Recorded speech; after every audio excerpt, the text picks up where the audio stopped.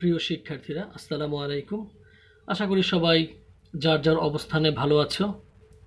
COVID-19 এর এই দুর্যোগের সময় আমরা সবাই চেষ্টা করব বিশ্ব স্বাস্থ্য সংস্থা কর্তৃক আমাদেরকে যে নিয়ম কানুনের কথা বলা হচ্ছে তা মেনে চলার জন্য।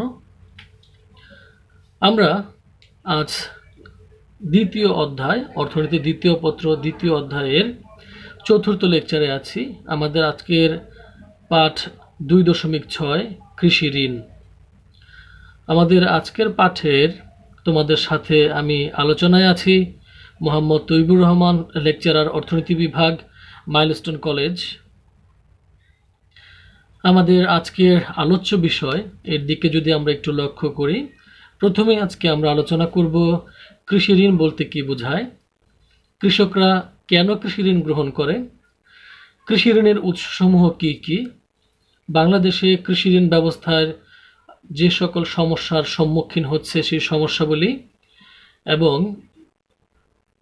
বাংলাদেশের কৃষি ঋণ সমস্যার সমাধানের বিভিন্ন উপায় সম্পর্কে আজকে আমরা আলোকপাত করব। প্রিয় শিক্ষার্থীরা, আলোচনার শুরুতেই আমরা এখন দেখব কৃষি ঋণ বলতে কি বোঝায়। কৃষির আনুষঙ্গিক উপকরণ এবং অন্যান্য উপাদান ব্যয় নির্বাহের জন্য কৃষকেরা যে ঋণ গ্রহণ করে তাকে কৃষি ঋণ বলা হচ্ছে। আমরা যদি এই সংজ্ঞাটিকে আরেকটু সহজভাবে তোমাদের সামনে উপস্থাপন করতে চাই, তাহলে আমরা বলতে পারি কৃষিকাজের ব্যয় নির্বাহের জন্য কৃষকেরা যে ঋণ গ্রহণ করে তাকে কৃষি ঋণ বলা হয়। এখন যে প্রশ্নটি আমাদের সামনে উঠে আসবে তা হচ্ছে, কেন বা কিসের প্রয়োজনে কৃষকগণ কৃষি ঋণ গ্রহণ করছেন? এদেশের কৃষকগণ উপকরণ ক্রয় অর্থাৎ কৃষিকাজের জন্য আমাদের সার, বীজ, কীটনাশক বা চাষাবাদের জন্য গরু, ট্রাক্টর, পাওয়ার টিলার ইত্যাদি ক্রয়ের জন্য, কৃষিজমি রক্ষণাবেক্ষণ এবং উৎপাদিত ফসল বাজারজাতকরণের জন্য বিভিন্ন সময় ঋণ গ্রহণ করতে বাধ্য হন।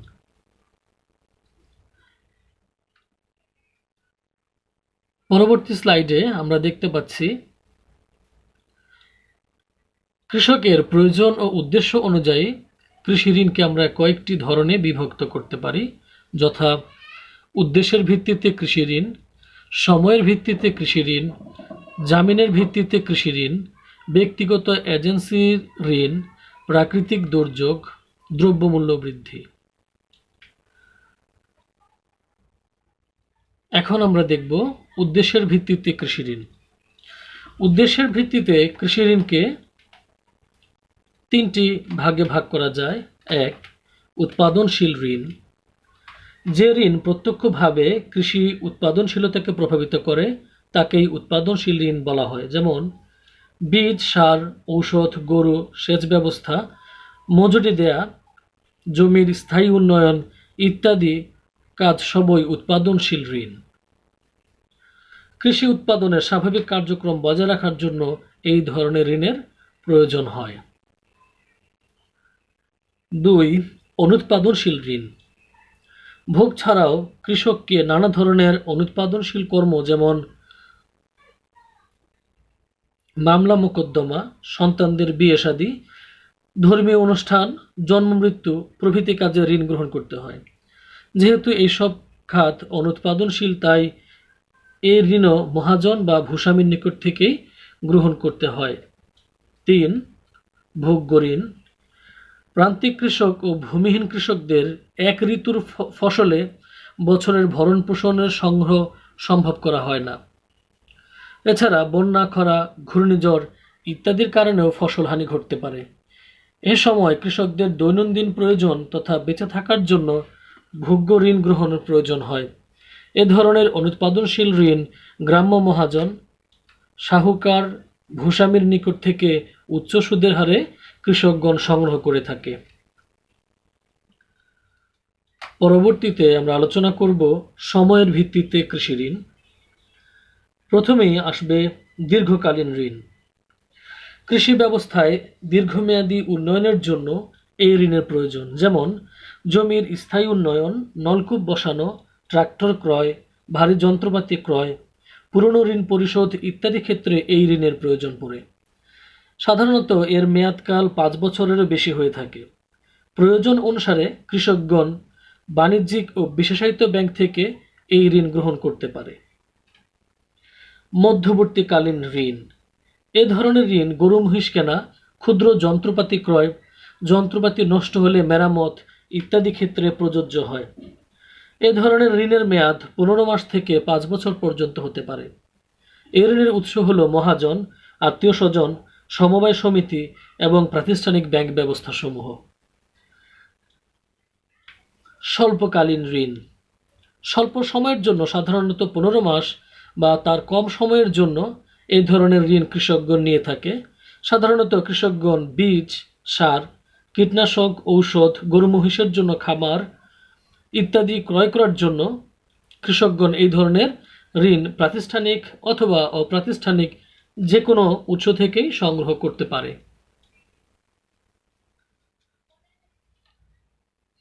আলোচনার এই পর্যায়ে তোমাদের সামনে আলোচনা করব জামিনের ভিত্তিতে ঋণ। জামিনের ভিত্তিতে ঋণকেও আমরা কয়েকটি ভাগে বিভক্ত করতে পারি। প্রথমেই আসবে ব্যক্তিগত ঋণ। কৃষক ব্যক্তিগত ও পারিবারিক প্রয়োজনেও সম্পদ বন্ধক রেখে বিভিন্ন উৎস থেকে ঋণ গ্রহণ করে। জমি বন্ধকি ঋণ। অনেক সময় কৃষকেরা নিজেদের ক্ষুদ্র জমি বন্ধক রেখে বেশিরভাগ ক্ষেত্রে অপ্রাতিষ্ঠানিক উৎস থেকে কিছু ঋণ গ্রহণ করে থাকে। আবার কখনো কখনো দেখা যায় তাদের অস্থাবর সম্পত্তির অতিরিক্ত ঋণ কৃষকগণ গ্রহণ করে থাকে। এই ঋণ গ্রহণের ক্ষেত্রে তারা তাদের পূর্ব ঋণ পরিশোধ করার জন্য গ্রহণ করে থাকে।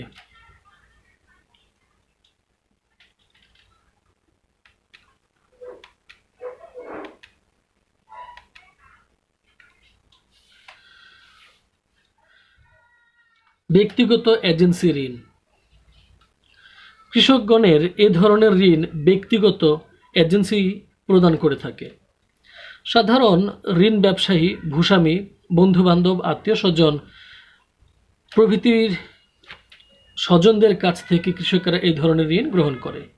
এসব ঋণ বেশিরভাগই শোষণমূলক হয়ে থাকে, কারণ এই ঋণের জন্য কৃষকদের উচ্চ সুদ বহন করতে হয়। প্রাকৃতিক দুর্যোগ।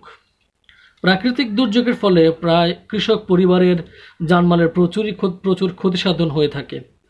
তখন অভাবের সম্মুখীন হয়ে তারা ঋণ গ্রহণ করতে বাধ্য হয়। দ্রব্যমূল্য বৃদ্ধি। কৃষকের আয়ের তুলনায় যদি বাজারে দ্রব্যমূল্য কয়েকগুণ বৃদ্ধি পায়, তখন সংসার চালানোর জন্য বাধ্য হয়েই তারা ঋণ গ্রহণ করে।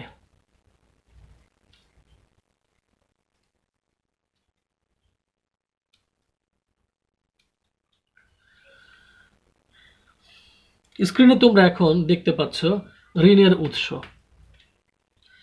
ঋণের উৎসকে আমরা প্রধানত দুটি ভাগে ভাগ করতে পারি, এক প্রাতিষ্ঠানিক উৎস এবং অপ্রাতিষ্ঠানিক উৎস।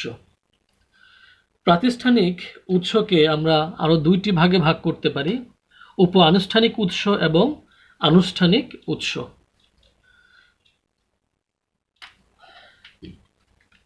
এখন দেখা যাক উপ আনুষ্ঠানিক ঋণের উৎস বলতে কি বোঝায়।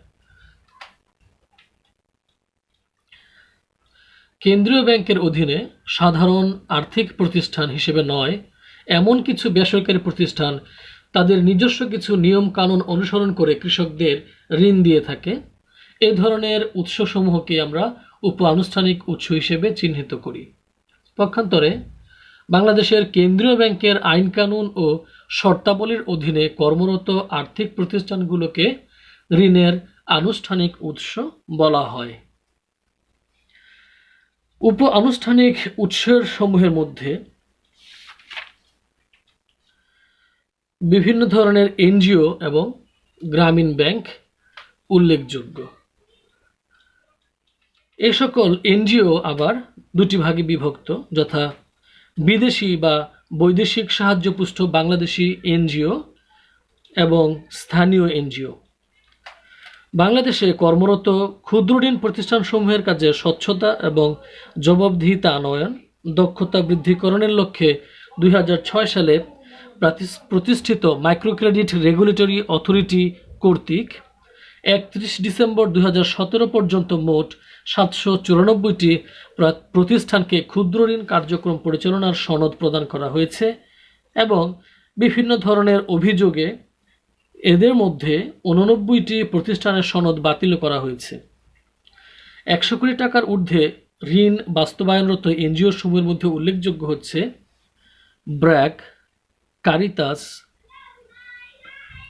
প্রশিকা, RDRS ইত্যাদি। এছাড়াও গ্রামীণ ব্যাংক একাই 2017 সালের ডিসেম্বর পর্যন্ত 2568টি শাখার মাধ্যমে সারা দেশে 81,401টি গ্রামে 89.35 লক্ষ সদস্যকে ঋণের আওতায় এনেছে।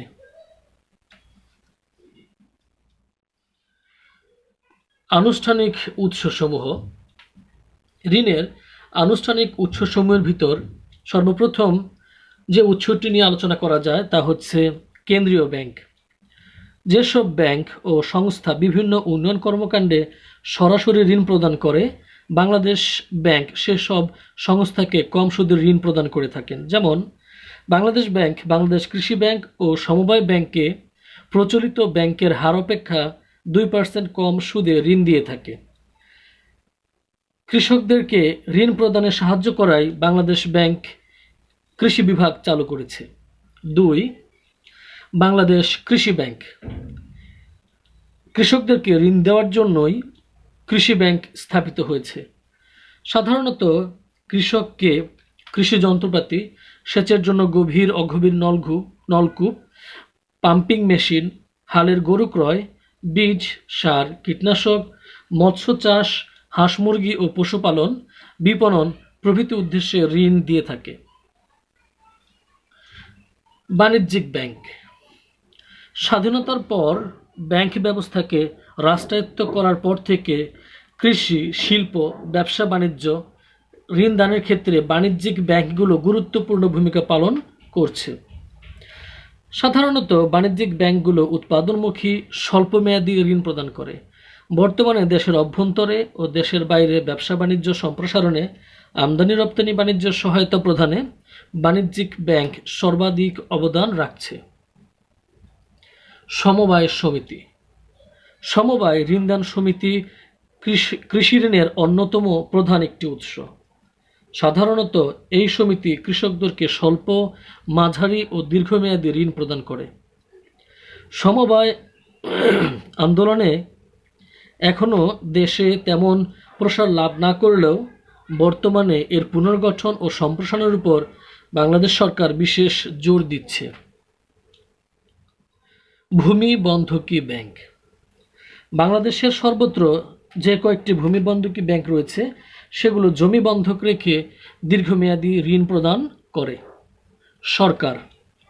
সরকার অনেক সময়, বিশেষত বন্যা, খরা, দুর্ভিক্ষ প্রভৃতি প্রাকৃতিক দুর্যোগের সময় ক্ষতিগ্রস্ত ব্যক্তি কৃষকদেরকে সরাসরি ঋণ প্রদান করে থাকেন।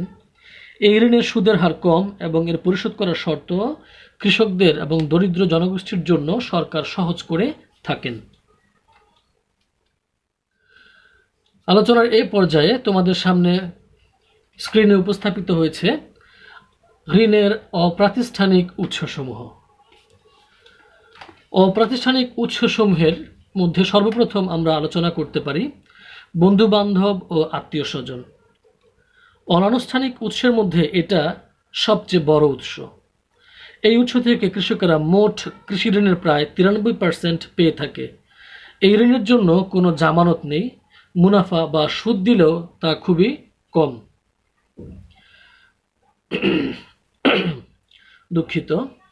গ্রাম্য ব্যবসায়ী ও দোকানদার। গ্রাম্য ব্যবসায়ী ও দোকানদারগণ কৃষকদের ফসল কম দামে বন্ধক রাখে, যা ফসল উঠলে তাদের নিকট বিক্রিতে বাধ্য থাকবে। এরূপ অবস্থায় ঋণ প্রদান করে এবং কৃষকদেরকে প্রায় 2% থেকে 3% ঋণের যোগান দিয়ে থাকে গ্রাম্য ব্যবসায়ী ও দোকানদারগণ। গ্রাম্য মহাজন। এই উৎস কৃষকদেরকে ঋণ প্রদানের ক্ষেত্রে উল্লেখযোগ্য ভূমিকা পালন করে। কৃষকদের নিকট থেকে জমি, সোনার অলংকার ও অন্যান্য দ্রব্যাদি জামিন রেখে চড়া সুদে তারা ঋণ প্রদান করে। কিন্তু সুদের হার অধিক হওয়ার কারণে অধিকাংশ ক্ষেত্রেই গ্রামের দরিদ্র কৃষকগণ এই ঋণ পরিশোধ করতে ব্যর্থ হন। ভূস্বামী ও গ্রাম্য ধনী লোক। এই উৎস থেকে কৃষকদেরকে ঋণ গ্রহণের জন্য অনেক সময় মূল্যবান জিনিসপত্র অথবা ফসল বন্ধক রাখতে হয়। ধনী ও বিত্তশালী কৃষক। ধনী ও বিত্তশালী কৃষকগণ অনেক সময় মাঝারি ও ক্ষুদ্র কৃষকদের অত্যন্ত চড়া সুদে ঋণ প্রদান করে। ফরিয়া ও ব্যাপারী। গ্রাম্য ফরিয়া ও ব্যাপারীরাও কৃষকদেরকে ঋণ দিয়ে থাকে, তবে এদের ঋণের পরিমাণ খুবই অল্প এবং এদের সুদের হার চড়া হয়ে থাকে। বাংলাদেশের কৃষি ব্যবস্থার সমস্যাগুলি। প্রিয় শিক্ষার্থীরা, বাংলাদেশ কৃষি প্রধান দেশ। আমাদের এই কৃষি প্রধান দেশ হওয়া সত্ত্বেও কৃষিকাজের ক্ষেত্রে আমরা বেশ কিছু সমস্যার সম্মুখীন হই। এখন সেই সমস্যাগুলো নিয়ে আমি তোমাদের সামনে আলোচনা করব। আলোচনা শুরুতে প্রথমে যে বিষয়টি আমাদের সামনে আসবে তা হচ্ছে অপ্রাতিষ্ঠানিক ঋণের উপর অধিক নির্ভরশীলতা। বাংলাদেশের কৃষি ঋণ ব্যবস্থায় অপ্রাতিষ্ঠানিক উৎসগুলোর উপর অধিক নির্ভরশীলতা লক্ষ্য করা যায়। 2. প্রাতিষ্ঠানিক ঋণের অভাব। প্রাতিষ্ঠানিক ঋণের পরিমাণ আমাদের দেশে প্রয়োজনের তুলনায় খুবই কম। এছাড়া এই উৎস থেকে ঋণ পেতে হলে অনেক আনুষ্ঠানিকতা থাকায়, অর্থাৎ ঋণ গ্রহণ প্রক্রিয়াটি সহজ না হওয়ায় কৃষকগণ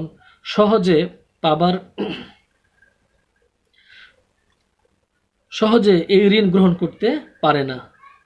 এই উৎস প্রয়োজনীয় কৃষি ঋণের 15 থেকে 22% পূরণ করতে সক্ষম হয়। শহরভিত্তিক অবস্থান। প্রাতিষ্ঠানিক ঋণের উৎসসমূহ প্রয়োজনের তুলনায় স্বল্প এবং শহরভিত্তিক হওয়ায় গ্রামের সহজ সরল দরিদ্র কৃষক শহরে এসে প্রাতিষ্ঠানিক ঋণের আনুষ্ঠানিকতাকে ভয় পায়, যার জন্য তারা ঋণ গ্রহণ করতে ব্যর্থ হয়। ঋণদান পদ্ধতির জটিলতা। প্রাতিষ্ঠানিক উৎসের ঋণদান পদ্ধতি জটিল এবং হয়রানিমূলক হওয়ায় কৃষকগণ এই উৎস থেকে ঋণ নিতে খুব একটা আগ্রহ প্রকাশ করে না। এছাড়া এই উৎস থেকে ঋণ প্রাপ্তি সময় সাপেক্ষ ব্যাপারও বটে। ঋণ বন্টনে দুর্নীতি। আমাদের দেশে প্রাতিষ্ঠানিক ঋণ বন্টনের ক্ষেত্রে স্বজনপ্রীতি, জালিয়াতি ও দুর্নীতি লক্ষ্য করা যায়। তাই এদেশের সরলপ্রাণ কৃষকের পক্ষে প্রাতিষ্ঠানিক কৃষি ঋণ গ্রহণ করা রীতিমধ্যে দুঃসাধ্য হয়ে পড়েছে। ভোগান্তি। প্রাতিষ্ঠানিক পর্যায়ে কর্মকর্তা কর্মচারীদের আমলাতান্ত্রিক মনোভাবের জন্য কৃষকদের পক্ষে এই ঋণ গ্রহণ করতে মারাত্মকভাবে ভোগান্তির সম্মুখীন হতে হয়। সমন্বয় সাধনের অভাব। বিভিন্ন ঋণদানকারী প্রতিষ্ঠানগুলোর মধ্যে ঋণদান কার্যক্রম সুষ্ঠু সমন্বয়ের অভাবের রয়েছে, ফলে কৃষকদের ঋণ প্রাপ্তির ক্ষেত্রে জটিলতা লক্ষ্য করা যায়। আলোচনার এ পর্যায়ে আমরা দেখব পূর্বের স্ক্রিনে আলোচিত যে সমস্যাসমূহ আমরা দেখলাম, এই সমস্যাসমূহ সমাধানের জন্য কি কি ব্যবস্থা আমরা গ্রহণ করতে পারি। প্রথমে আমরা দেখব প্রাতিষ্ঠানিক ঋণ সম্প্রসারণ, অপ্রাতিষ্ঠানিক ঋণের নির্ভরশীলতা হ্রাস, নতুন ব্যাংক অনুমোদন ও ইউনিয়ন পর্যায়ে শাখা স্থাপন, ভর্তুকি সুবিধা, ক্ষুদ্র ঋণ যোগান এবং যথাযথ তদারকি।